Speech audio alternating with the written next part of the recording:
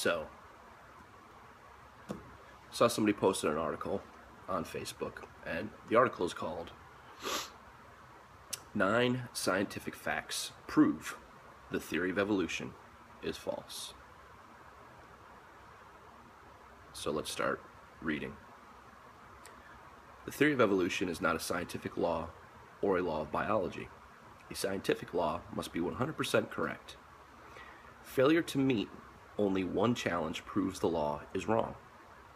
This article will prove that the theory of evolution fails many challenges, not simply one.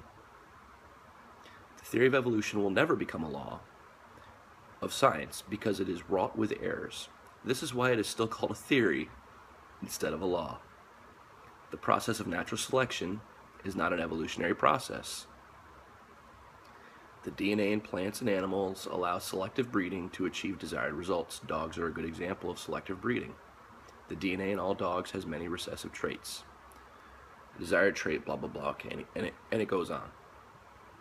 So, anybody who is learned in these terms, excuse me, I'm still sick, who understands what these terms really are, a scientific law, a scientific theory, knows that whoever wrote this, first, is not a scientist, second, doesn't understand those terms. So, let's get into this.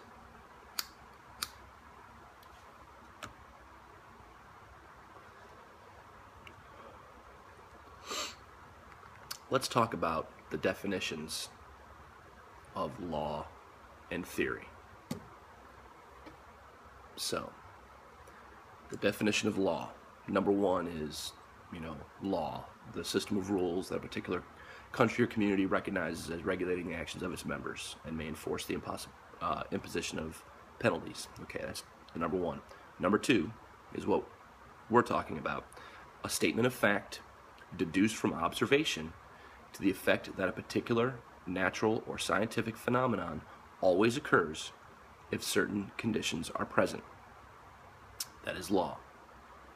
And if I looked up the definition of scientific law, it would just come up with that number 2. Okay. So then I looked up the definition of theory. Just theory. A supposition or system of ideas intended to explain something, especially one based on general principles, independent of the thing to be explained. That's actually a very accurate definition. And then it has right in here Darwin's theory of evolution.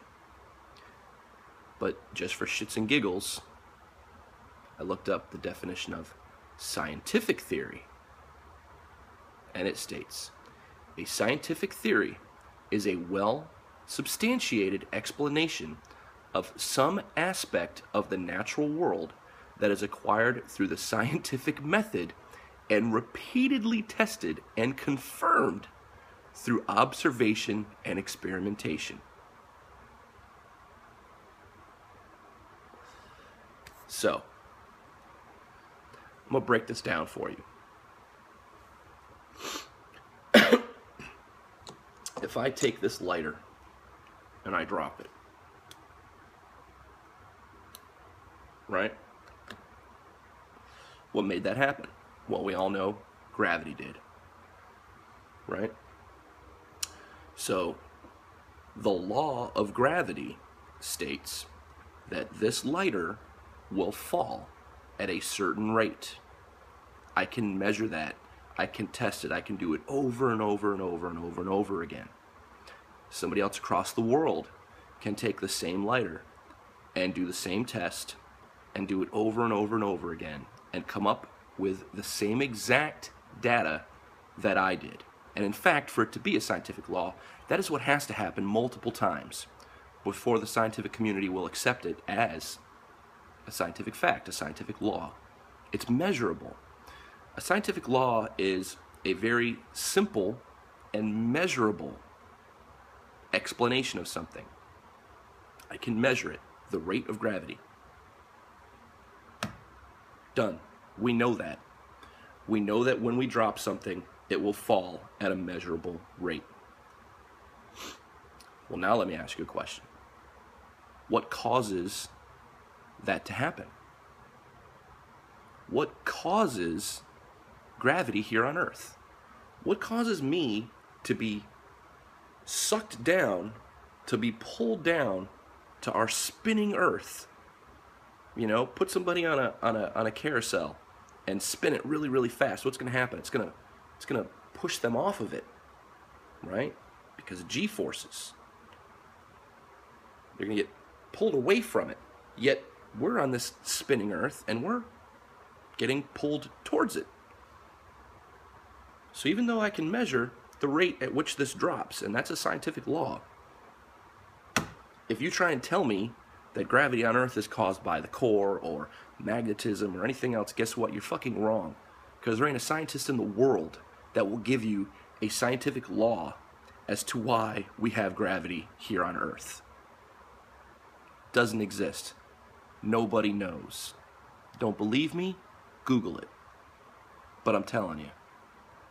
Now, we have scientific theories as to why we think that spatial bodies are attracted to each other.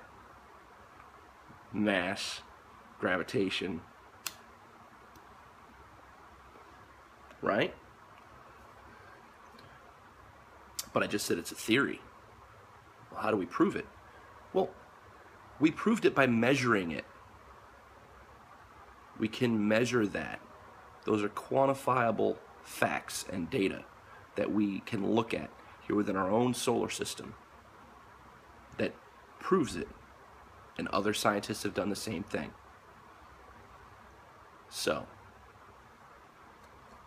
the problem with most people that talk about evolution and who don't believe in it is because of that word theory, and because they don't understand what the word actually means when it's a scientific theory. A scientific theory is a bunch of stuff, a bunch of laws, a bunch of hypotheses, and you put it all together and it makes up a scientific theory. Little things within that theory can change.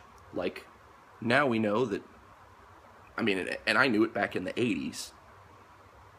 Robert Baker knew it back in the 80s, that dinosaurs evolved into birds.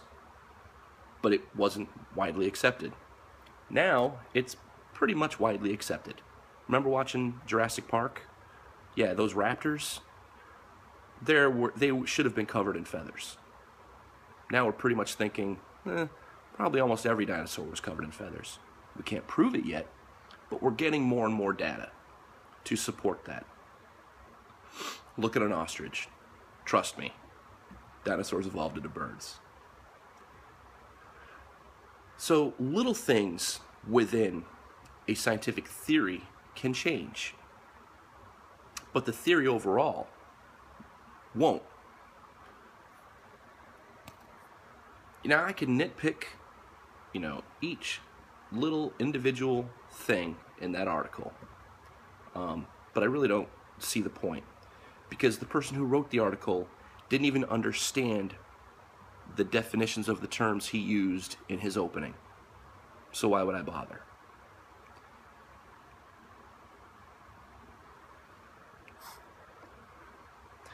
The problem today isn't that we're missing a link between us and anything before us. That's not the problem. If we have any problem with the theory of evolution, it's that we have so much data that it's very easy and difficult, easy to get confused and difficult to differentiate between what came from what line and where did we interbreed and this and that and the other. With our DNA, we've pretty much mapped the entire human race down to a single tribe in Africa. And that, it can't be argued with. The problem is people are looking at data that is so old and so outdated, and listening to people that have zero idea of what they're really talking about. They don't even know the definitions of the words they're using. But here's the cool thing about the theory of evolution. It doesn't care if you don't believe in it. Just like the law of gravity doesn't care if you don't believe in it. Jump off a cliff, you're still going to fall, whether you believe in the law of gravity or not. Right now we have lizards in Florida evolving at a very high rate due to outside influence. Look it up. Google it. Evolution doesn't care if you don't believe in it or not. 2 plus 2 doesn't care if you don't believe it equals 4, because it does, and it always will. That will never change. Just my thoughts. I think some people need to look up some basic definitions of things before they write an entire article on it. But the problem is, there are so many people out there that will just believe it without even looking up the simplest of words to find out their true definitions. Rant over.